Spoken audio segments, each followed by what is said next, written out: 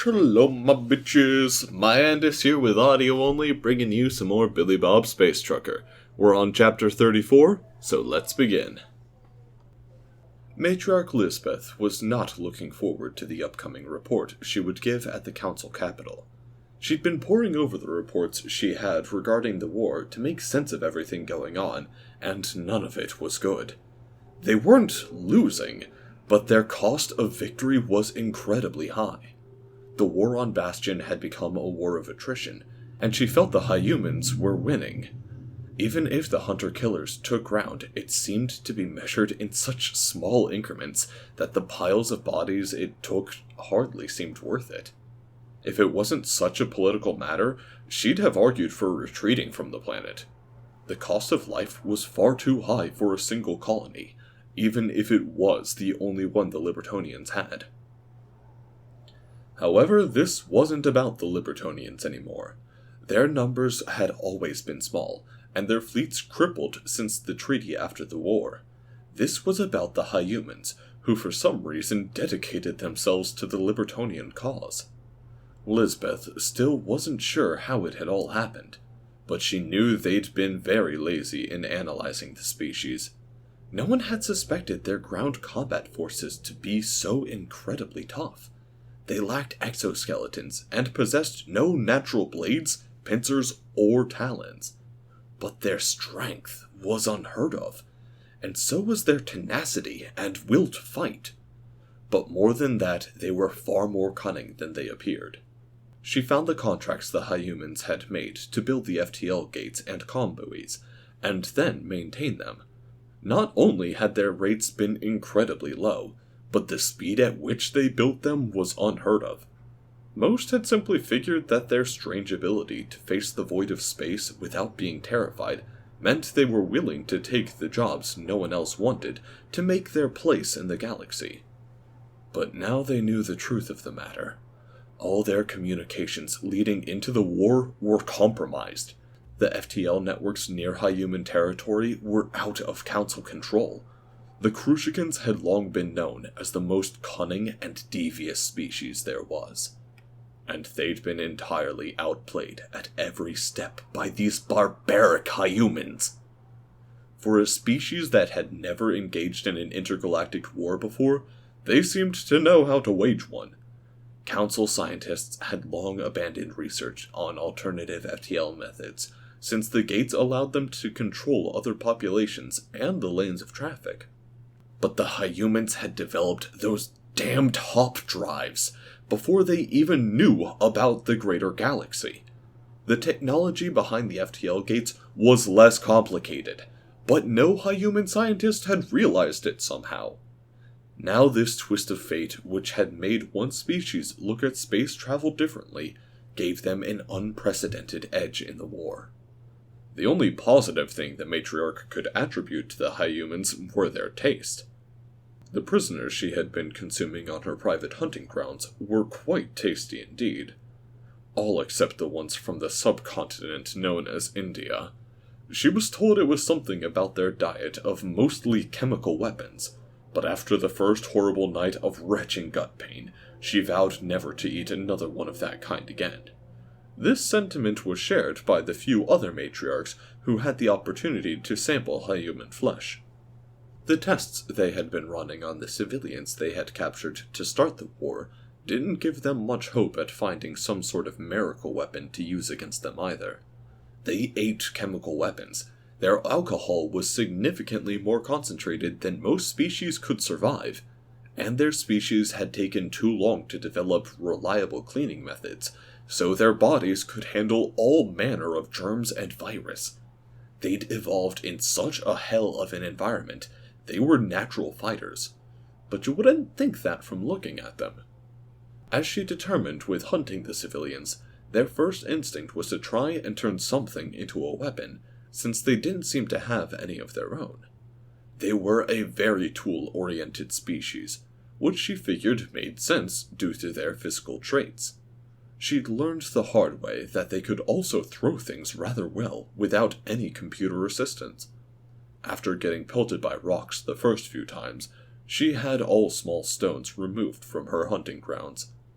She was covered in a very tough exoskeleton, and had incredibly sharp forelegs and claws, so they didn't really stand a chance. But that didn't mean she wanted to keep blacking out a handful of her 12 eyes during every hunt. Slowly she shook her head as she went back to reading the reports coming in from her various cells across the galaxy.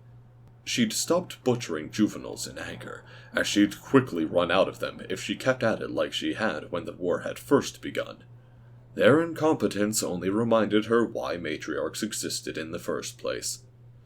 Another 10,000 dead on Bastion. The Greslin fleets were back in control of the FTL lanes around the system, but they couldn't stop the Hyumans from jumping into the system itself and then back out into dead space. Only one shipyard capable of building dreadnoughts remained functional. But with the crushing defeat they had faced thanks to that Hyuman weapon that launched projectiles faster than any railgun they'd ever devised, her analysts weren't even sure dreadnoughts were viable ship classes. How could these Hyumans change warfare so drastically for the rest of the galaxy? Everyone fought in a similar manner before now. What gave them the right to be so different? She'd heard they even had a saying for this sort of thing. All's fair in war and bouncy bouncy. She didn't know what the second part meant, but assumed it was another of their strange and barbaric sports.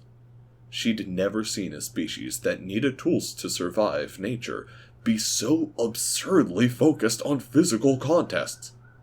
They defied every classification they had originally assumed them to fit in. The border conflicts they had with their incursion into the greater galaxy had been only naval battles because other species wanted the resources in their colonized systems, but not the colonies themselves.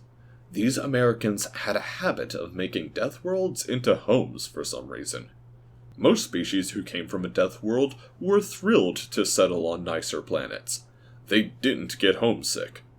The only saving grace her species and most of the other council members had was higher birth rates. Matriarchs weren't fond of breeding, and peacetime birth rates reflected this, but when it came to start churning out future hunter-killers, they could kick up production. But that meant giving up her position and power to become another breeder. She hated the thought. She needed something to keep her from being punished for failure to identify the Hyuman threat possessed before the war began. Never mind the fact that she'd been assigned to watch the Libertonians and not the Hyumans. Somehow all this became her fault. That made her blink all of her eyes for a moment. Of course! She began to shift through the various reports that had been given to her. The Hyuman and that damned bird. They hadn't been seen since the museum. They still had no idea how they escaped, but she knew they'd been heading to the capital before war broke out. It was possible they were still heading that way, even if there was no evidence to support it. They'd be insane to show up on the Council's capital world with this war going on in full force, but if she'd learned anything about these Hyumans, it was that they were insane. Yes, she began to quickly type up her report. New information has come to light of a grave threat. No, a grave and credible threat has been discovered. There is a real chance the Libertonian and Hyuman sought for the grievous terrorist attack on the Bolivian Museum of Fine Arts will attempt to attack the coming General Council Assembly. This dire threat requires immediate doubling of security. No, wait, anyone could do that. This dire threat requires a very delicate touch. A simple increase in security will be noticed, and their attack can be adjusted. Only a matriarch with the most intricate knowledge of Hyumans will be qualified to monitor security for the summit. Who would be reading this report? She thought it over for a moment, and then added, Time is of the essence. As I am the most qualified matriarch, I shall leave for the summit immediately. The safety of our Grand Matriarch is too important to wait. Cackling at her genius, she quickly sent off the report to the various matriarchs she'd have to inform. No one was in a position to stop her from taking this assignment, which would clearly keep her in a position of power. If she was right, and they actually showed up, then she'd be rewarded, and they'd forget about blaming her for something that wasn't even her fault. Finally, she clicked her personal comm on. "We're leaving for the capital immediately. Bring along my usual supplies. And a dozen human prisoners. I'm sure our Grand Matriarch will be interested in tasting our foe." "Yes, Matriarch. May I ask what we're doing at the capital?" "We're hunting." She looked over at the face currently displayed on her terminal. "I'm coming for you, human. And if you're insane enough to show up to the summit, mark my words, I will feast upon the flesh of Billy Bob Space Trucker."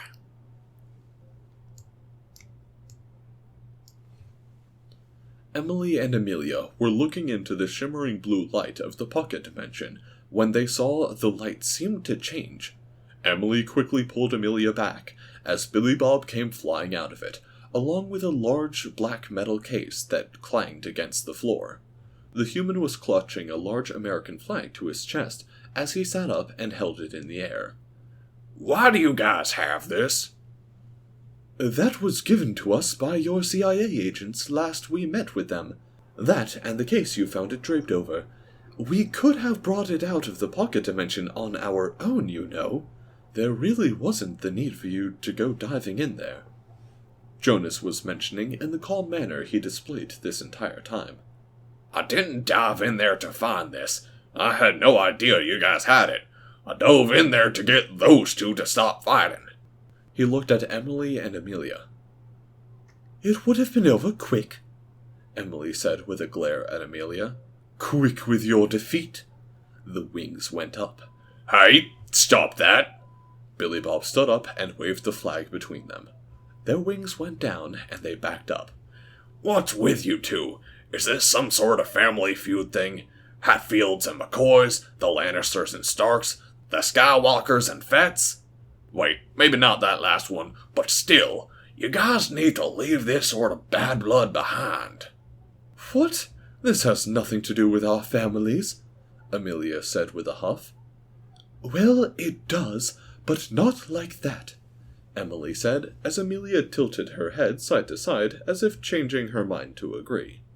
"What do you mean?" "Our families are very good friends. Our parents are all well known and respected. It's just, we've known each other for forever, and it has never been decided which one of us is truly better," Emily said with a glare at Amelia as if daring her to disagree. But the other Libertonian sighed and nodded. "As superior as I obviously am, the only one who's ever felt that way is myself, and the same goes for her." Emily nodded. "What? Not even your parents agree with either of you?" "No!" they both said at the same moment, and then glared at each other, crossing their arms as they mirrored one another. Amelia spoke up first afterwards, however. "Every time one of us tried to get them to pick one, they'd just start discussing the merits and advantages we both have. It's so aggravating," Emily said, sounding like a teen for a moment. But then she looked at Billy Bob with a new eye. "But you'd be able to say which one of us is better." "Hey, that's not fair. We've just met," Amelia protested, but Billy Bob was already waving his hands, and incidentally the flag he still held. No, absolutely not. I'm not getting involved here. This doesn't end well for me, no matter how you look at it. I'm not picking sides." They both groaned out at that, feathers and wings rustling for a moment. "Hey, we have work to do. You two can settle this later." "That's what everyone always says," Amelia huffed out. "I want to settle this once and for all." "Tell me about it," Emily agreed with a nod. "Well, if you've waited this long, you can wait a little longer," Billy Bob said as he looked between the two of them. Then he looked down at the flag in his hands. Looking around for a moment, he didn't see any place to really put it, so he shrugged and wrapped it around his shoulders, tying the ends together in a loose knot to form a shawl of sorts. The Libertonian stared at him when he was done. Hey, this is the first American flag I've had in a while. I'm not letting go of it that easy. He turned then, proudly walking away, the flag shawl fluttering a little around his shoulders. Soon he had found the conference room on the Rosie, and was sitting down as the Libertonians prepared to explain how their infiltration of the council meeting would work. Emily sat to his right, and Amelia to his left, glaring at each other while he sat between them to keep the fighting to a minimum, even if snarky comments were at a maximum. Soon the one known as Jonas was up at the front when a projection took up the screen next to him. So, as we all know, this operation is vital to the downfall of the Council and their corruption of the non-founder species, not to mention victor in the ongoing war. After all, our fight with them goes back centuries. Ever since the first shadows of doubt cast in those early meetings of the Council that we helped form, we saw the darkness that could beset the minds of those we'd had hoped to use to usher in a golden age of peace and prosperity for the entire galaxy. Jesus Christ, Jonas, I don't need the Encyclopedia Galactica entry on this. Just give me the wiki version. The others looked at him as he sighed. Keep it short, I don't need the background. I just need to know what our actual plan is for getting us into their meeting. I don't even need to know what's going on after all that, 'cause all I'm gonna do is fuck shit up. Jonas glanced around the room for a moment and then quickly clicked a button on a device he had, advancing the slides behind along quite a ways. Jesus, did you really fill this whole thing with history? I wasn't sure how much you knew and wanted to give this operation context. I appreciate that, Jonas, but I don't need it, Billy Bob said, and then noticed Emily making faces at Amelia. When he looked at her, she stopped and looked away, but when he looked back at Amelia, she was quickly looking the other way, which made him suspect that she had been doing the same thing while he was looking the other way. He shook his head then, wondering just what it was with them that made these two so competitive. Although, he got that shifty-eyed look as he glanced between them. Then he remembered all their razor-sharp talents, and quickly got the look of a guy who decided on living over getting some extra fun. Right, well, this is the general layout of the city. A map soon took up the slide. The core dome. Dome? Oh, I thought you said you had context. On the history. This is why I wanted to go through my presentation. I'm not sure what you do and don't know. Oh, how long is it? 2 hours, roughly. 2 hours? Now, just explain the domes. Well, this is a superplanet. I think your species would call it a Gaia. It would actually be perfect for humans, really. It's roughly your same gravity, but for the rest of us, it's much too heavy. However, the planet has a large number of craters on the surface. These natural shelters were fitted with domes and gravity controls to let various species live in them more easily. See, was that so hard? Now, please continue. Where was I? The core dome on the map here has the council building at the center for obvious reasons.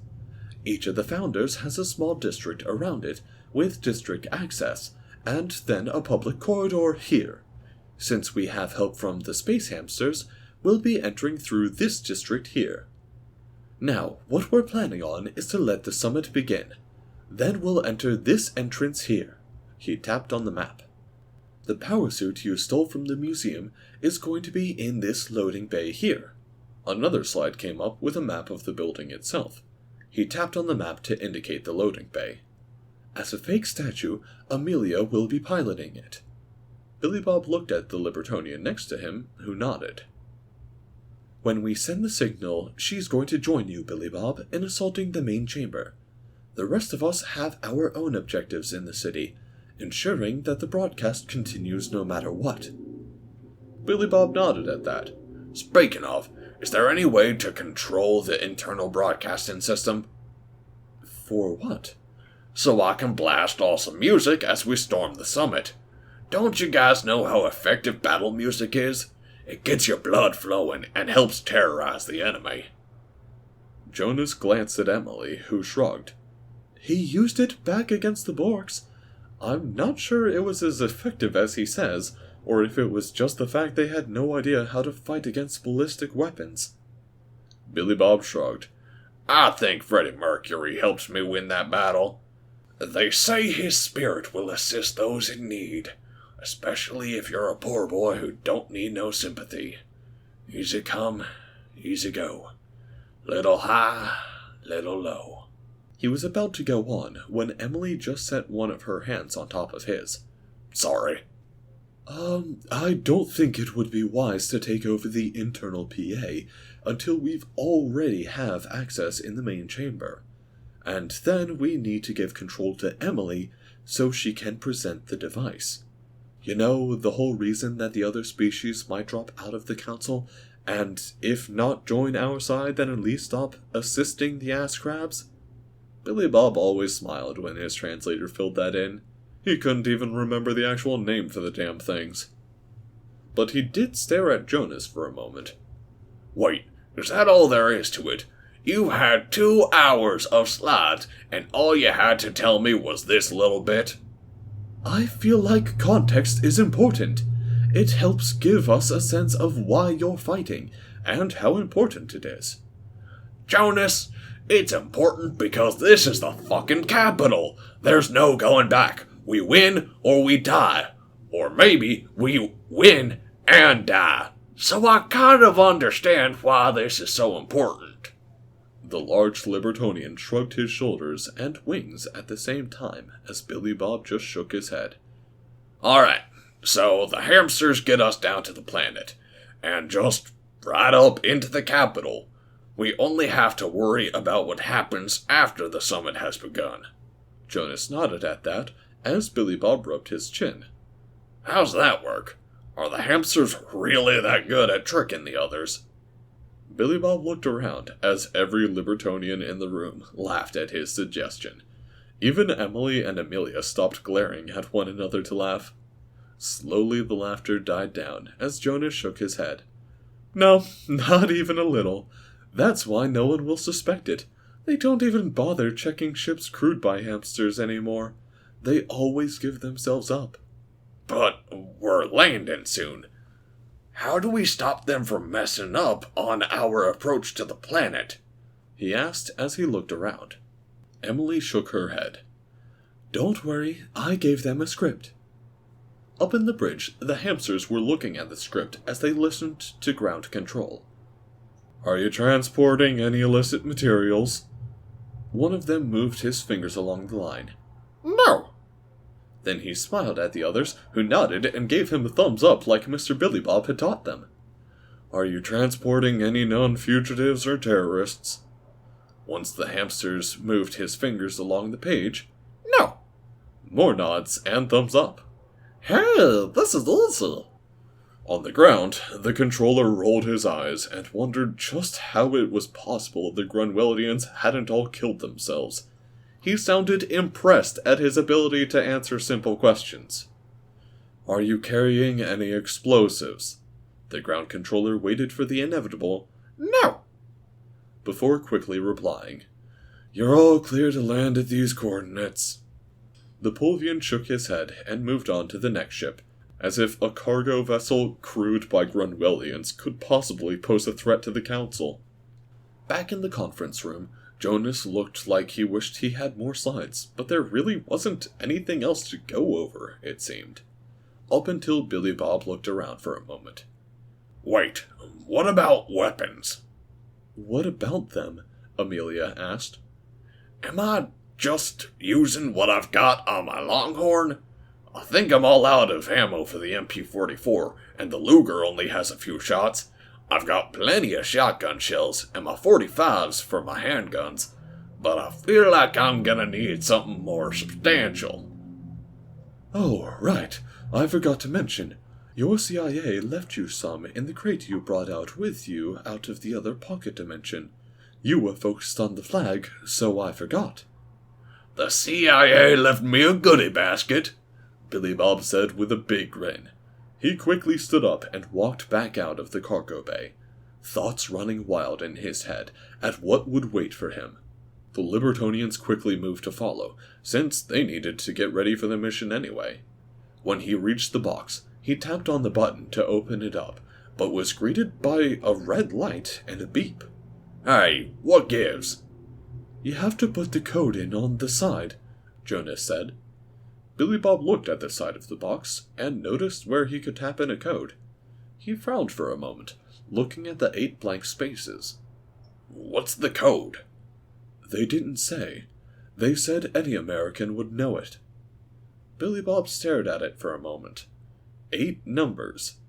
He thought it over for a moment, and then grinned wide as he typed it in.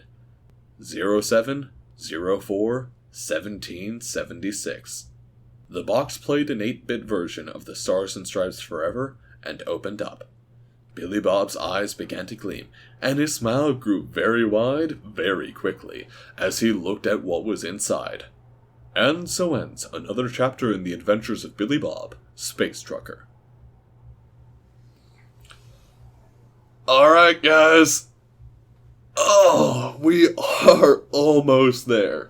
We started on 4th of July last year, and it's not going to take an entire year for me to finish. Fan-fucking-tastic. Anyways, if you enjoyed yourselves, like and subscribe. Leave a comment if you have anything that you want to let me know about. And have a nice one, y'alls.